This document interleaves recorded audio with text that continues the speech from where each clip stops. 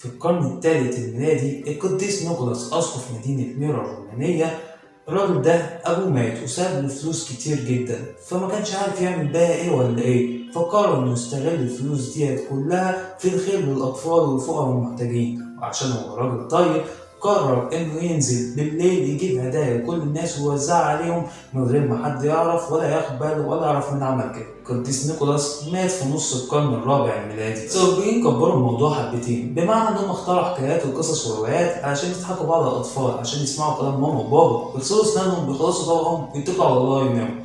وكمان لو انت عملت حاجه كويسه بابا سانتا هيجيلك بالليل وهيديك هديه، انما لو انت عملت حاجه مش كويسه بابا سانتا هيجيلك بالليل بس هيعلمك الادب. وبقوا يستنوك كل سنه من يوم وفاته اللي هو يوم 6 ديسمبر علشان يجي يوزع هدايا على الاطفال. وشخصية سانتا نيقولاس اتنقلت في كل مكان في أوروبا، يعني من ميرا لهولندا لإيطاليا اللي وصلت في الآخر لأمريكا اللي ما بيسيبوش حد في حاله، وحطوا التاتش بتاعهم وغيروا الاحتفال من يوم 6 ديسمبر ل 24 ديسمبر ألا وهو يوم ولادة السيد المسيح.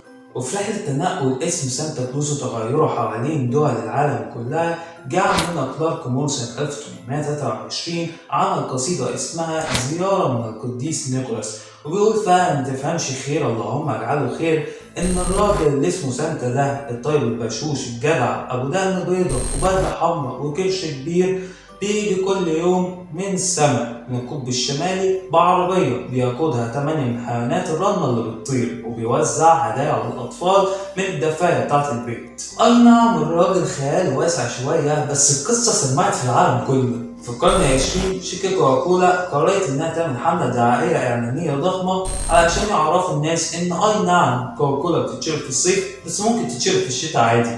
فقعدوا يدوروا على حد مشهور قاموا جايبين لك سانتا يلعب الضوء. ومن هنا بقى عمل شخصية بابا نويل، الشخصية اللي ابتكروها ديت هي لسه مكملة معانا لغاية النهاردة، وبقى ده الشكل المعتمد لبابا نويل أو سانتا كلوز.